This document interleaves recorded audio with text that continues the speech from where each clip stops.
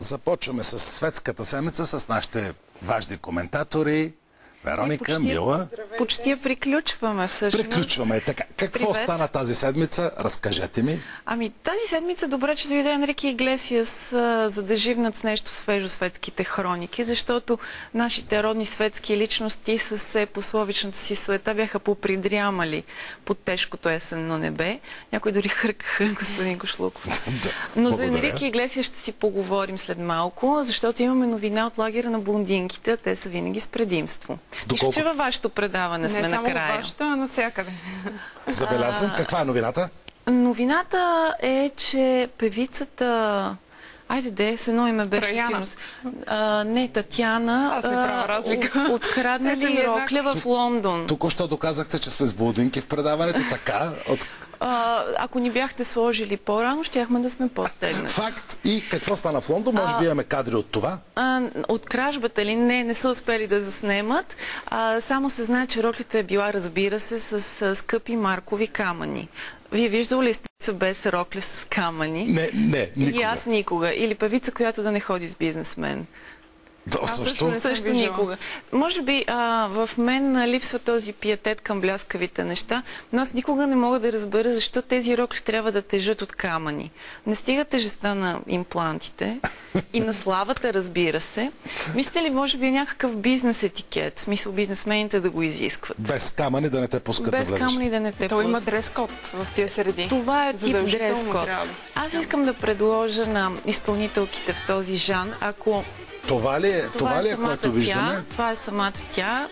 Много е секси, но мисля, че би могла да бъде секси с някое не толкова марково и без камъни тоалетче. Искам да предложа, ако на някой от тях им са омръзнали камъните или бизнесмените, да пробват с златни пендари или с учен от бан. С пендарите ще изглеждат великолепни, аз го гарантирам. А с учен от бан? Учения от бан може да няма резервация в някоя ложа на тузарско заведение с чалга, но поне ще и разясни какво имало предвид Пауло Коелов, иначе любимата и книга. Мила, само да ти кажа, че ложите в тузарските заведения все още ги наричат сепарета. Но разбира се, нищо не казва. Знаете ли, кръка ми не е стъпал, но щом казвате. Нито пък моя. И моят също, с изключение на събитието тази седмица, на което Ивена блесна с тигрова рокля и разбира се с своята запазена марка, цвета на косата си, огнено-червен, но това беше модерно, не мислиш ли в началото на 90-те, тигровата шарка дори или цвета вече на не си спомням кога беше. Не, достойна конкуренция и правеше една от тризначките, за чието име не се сещам, понеже не ги разпознавам. Нейните две сестри, като видяха наша камера, веднага започнаха да позират като Кати Прайс и Виктория Силверстет на частно партия на Флавио Бриаторе в Сърдиния. Не знам дали точно Флавио Бриаторе бе поканил тях, но на мен ми харесва това, че позират. Нищо лошо не виждам. Разбира се, те са светски личности. Известни. Известни при това. В някои среди, може би. Нека сме добри, събота сутрин, нека сме добри. Както винаги. Почти като Сънчо сме. Другото беше в Планет ревюто. В известно столично заведение. Там се появи Албена Александрова с младото си гадже, с обновена прическа и очила. Мисля, че виждаме. Вече виждаме, кадри, да. Прическата не е ли малко изкривена на една страна? Не съм фризьор, не разбирам, а не беше ли малко... Малко екстравагантна, малко Пети Бояклиева пинис. Така. Тя може би е взела и други звезди, очевидно. От миналото ни предаване е взела пример от Пети Бояклиева, която я показахме на 4-те годишни награди по фризьорство. Появи се и Денди, който беше заложил като един типичен буржуан на розова вратовръзка. Купринена. Али Илиев беше като абитуриент. Според мен на Денди му останало от предишните му участия си я доизносва, но разбира се, розовото си е розово. Но какво ли разбират от мода Денди, Краси Аврамов? Освен, че Денди показва всеки път своите екстравагантни бастуни, а пък Краси Аврамов дълго време беше наричан бастун след последната си участие. Това ли общото между това? Много обичам млади руси дами, които говорят мило в студиото, това винаги ми допада. Добре, това ли са събитията? Нямаме ли още неща? Някакви Черешката на тортата. Аз казах, че ще говорим за Енрике Иглесиас, който, както всички са чули, особено такива като нас с вас, които живеят близо до НДК, пя пред 40 000 човека за НДК в най-мократа вечер в столицата тази седмица. Всички са чули, че той целуна една девойка, издърпа на сцената, целуна я. Това според мен е събитието на живота и тя плака вчера по няколко телевизии. Но друго искам да кажа. Това всички го видяхме. Страхотен концерт. Горещата душа на Латиноса почти смръзна в тези температури. За него бяха твърде ниски. Но той самия призна, че публиката е много гореща и така концертът е минал страхотно. Знаете ли, обаче вечерта в Софийското метро рязко, както обичате да казвате, се разпознаваше публиката на Енрике. Кални душите, сини, посинели, дори. За калфушите не проверявах, и мокри до кости. Добре, ма какво да направят хората? Били са на концерт? Така беше, но щастливи, господин Кошлуков. Имаше една група девойки, които бяха с видими следи от женски бой. Как така? Нека това ми е интересно. Как така? Така. И при проверка се оказва, че под ногтите ДНК-то е на целуното момиче. Но трябва да кажа на всички да не страдат, защото на 12 октомври идва бащата на Иглесиас. Да. Може да е стар, но е абсолютно лачен.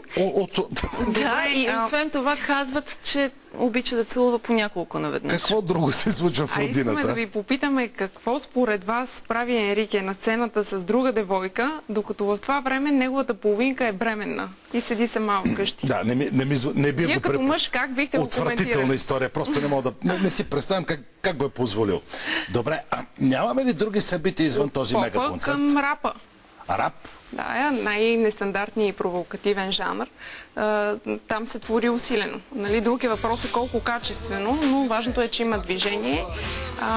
Куц и Клец направиха промоция на новото си видео в столичен клуб.